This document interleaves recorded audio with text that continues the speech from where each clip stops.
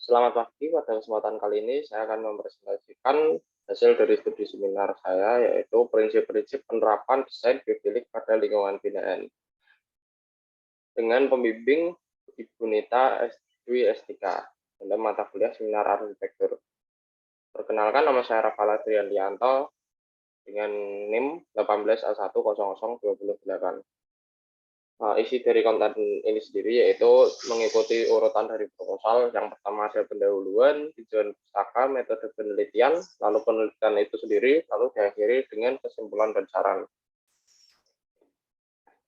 Yang pertama ada pendahuluan yang berisikan latar belakang, di mana latar belakang dari penelitian itu ada dua, yaitu yang pertama lingkungan buatan dengan sifat yang negatif, di mana karena manusia itu hidup 90% masa hidupnya di lingkungan buatan, jadi lingkungan buatan itu menjadi faktor penting di dalam kehidupan manusia yang ketika desain itu tidak optimal akan menghasilkan dampak kepada manusia yang akan stres atau terganggu dalam hidupnya. Lalu yang kedua ada biofilia, di mana yang diartikan insting bawaan manusia yang harus atau saling selalu untuk berhubungan dengan alamnya, sehingga menghasilkan irisan untuk dilakukannya biofilik design, di mana biofilik design ini memiliki jangka atau memiliki umur prinsip desain itu terhitung singkat, sehingga menghasilkan percabangan atau berbagai sumber untuk melakukan teori-teori prinsip desain biofilik, sehingga diperlukannya adanya kompilasi dari prinsip-prinsip tersebut, sehingga menghasilkan prinsip desain biofilik yang lebih optimal. Sehingga ditemukan rumusan masalah seperti ini. Apa saja prinsip-prinsip penerapan biofilik, desain biofilik pada lingkungan buatan, lalu tujuannya yaitu mengetahui prinsip-prinsip penerapan desain biofilik pada lingkungan buatan. Lalu masuk kedua, yaitu tinjauan pustaka dengan kerangka teori, di mana alam dan manusia ini menjadi dasar dari penelitian ini, yang lalu disatukan menjadi biofilia, yaitu hubungan antara manusia dan alam. Dan ketika masuk ke bahasan dunia arsitektur menghasilkan yang namanya desain biofilik. Dengan dasar-dasar desain biofilik itu ada nilai-nilai desain biofilik, dimensi, elemen, serta atributnya. Lalu diturunkan lagi menjadi prinsip-prinsip desain biofilik untuk diterapkan pada perencanaan lingkungan buatan. Lalu masuk ke yang terakhir ada lingkup penerapan desain biofilik, sehingga desain biofilik ini bisa diterapkan lebih optimal pada lingkungan binaan itu yang diterima manusia melalui multisensorinya.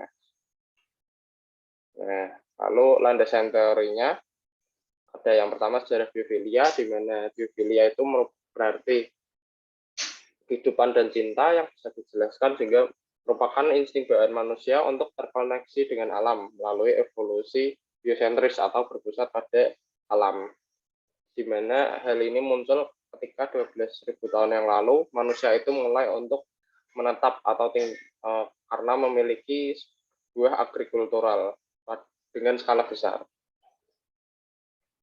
Lalu yang kedua ada desain biofilia menjadi desain biofilik dalam arsitektur, di mana memiliki 3 komponen, yaitu komponen dari desain biofilik sendiri itu ada manusia, bangunan, serta alamnya, yang memiliki tujuan untuk meningkatkan koneksi satu sama lain dengan berbagai metode dan prinsip, sehingga 3 hal ini menjadi hal yang optimal dan menjadi lebih baik bagi manusianya.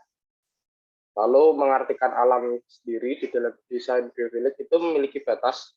Alam ini sendiri adalah alam sebuah ekosistem yang termasuk benda mati serta makhluk hidup yang diciptakan manusia juga, yang terpengaruhi oleh faktor eksternal juga. Jadi faktor eksternal dari benda-benda tersebut, benda mati, benda hidup, serta benda yang diciptakan manusia dengan faktor eksternalnya seperti iklim, matahari, seperti itu, dan lain-lainnya. Lalu untuk topologinya, di mana manusia sendiri itu didesain biofilik itu tidak hanya sebagai penerima pasif, tetapi menjadi aktif di dalam desain biofilik.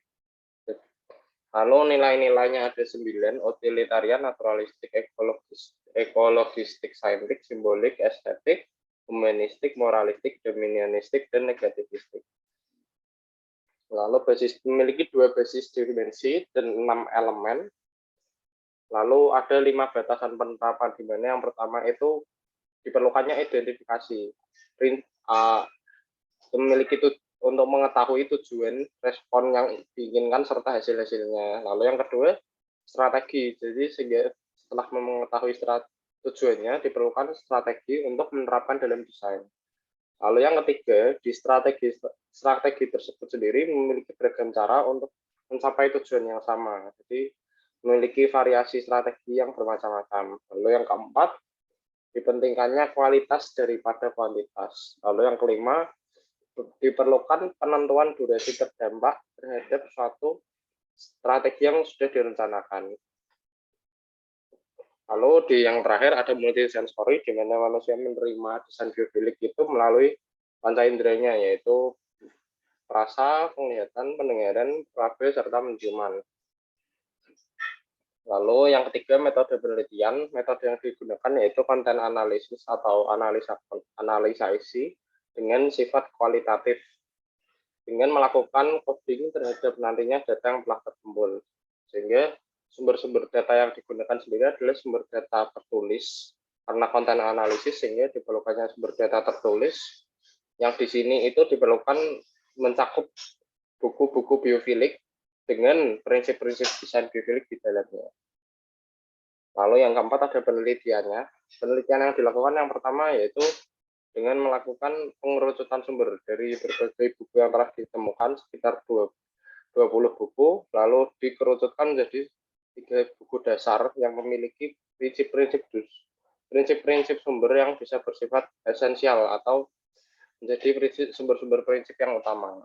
Nah, 3 buku ini yang akan dilakukan pengumpulan data, sehingga ditemukan pada buku pertama, Biophilic Design, The Theory, Science, and Practice of Bringing Buildings to Life, milik Keller tahun 2008, itu memiliki sekitar 70 prinsip. Lalu pada yang kedua itu Nature Based Design, The Practice of Biophilic Design, memiliki 25 prinsip, milik Keller tahun 2015. Lalu yang ketiga ada 14 Patterns of Biophilic Design, memiliki 14 prinsip desain, milik Browning tahun 2014.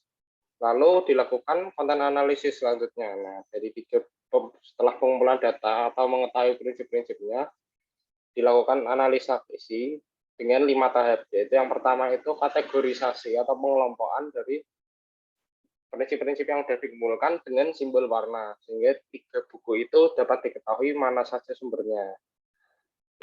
Lalu tahap kedua dan ketiga itu pengerucutan atau penyederhanaan prinsip-prinsip yang sama, sehingga dihasilkan prinsip-prinsip yang esensial atau intisari dari semua prinsip, sehingga di tahap terakhir itu di tahap kelima. Jadi tahap 2, 3, 4 itu pengerucutan, lalu yang kelima itu dihasilkan kategori dari prinsip-prinsip yang telah ditentukan. Jadi dari tahap 4 itu dikategorikan menjadi beberapa kategori berdasarkan penerapannya. Nah, ini tahapannya seperti ini. Ada 5 tahap. Lalu yang terakhir ada penetapan kategori. Lalu sehingga dihasilkan 17 prinsip dan 3 kategori desain biofilik. Yang pertama, kategori pertama Nature Direct Connection, yaitu ada 8. Yang pertama koneksi visual, 2 koneksi non visual, yang termasuk selain penglihatan. Lalu yang ketiga itu tumbuhan, yang keempat suhu dan aliran udara yang bervariasi, yang termasuk juga faktor-faktornya seperti kelembapan. Lalu yang kelima itu cuaca atau weather, itu faktor yang eksternal yang tidak bisa dikontrol manusia. Yang keempat itu bisa. Lalu yang ke-6 itu air, yang ke-7 cahaya, yang 8 itu koneksi dengan sistem alam, yaitu termasuk geologi, topologi, dan ekosistem, serta habitat. Lalu yang kedua, kategori kedua, nature indirect connection, yaitu termasuk gambar dan warna. Lalu ada bentuk, form, serta pola. Yang ketiga ada biomimikri. Yang keempat ada koneksi dengan alam melalui material. Lalu yang kategori 3 ada nature of the space, yaitu ada complexity dan order, yaitu kompleksitas serta tatanannya. Lalu yang keempat, selain kedua itu ada place, tempat. Yang ketiga ada prospect and refuge, sehingga di mana manusia bisa memiliki rasa keleluasaan, atau yang sebaliknya, yaitu kenyamanan atau rasa perlindungan. Lalu yang ke-16 itu ada misteri, sehingga manusia memiliki rasa penasaran atau eksplorasi. Yang ke-17 itu resiko atau bahaya, sehingga manusia memiliki rasa kesadaran akan suatu tempat. Sehingga disimpulkan, dan terakhir, dari pengumpulan tahap-tahap prinsip-prinsip desain biofilik menghasilkan 70, maksudnya menghasilkan 17 prinsip desain biofilik dengan kategori, di mana hal ini bisa dilakukan atau bisa diterapkan sebagai acuan dalam merancang atau melakukan perencanaan lingkungan buatan ke depannya dengan desain biofilik yang lebih optimal.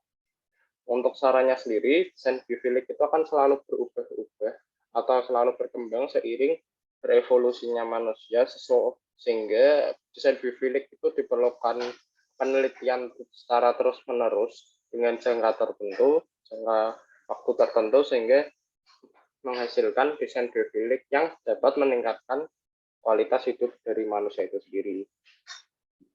Sekian dari saya, terima kasih.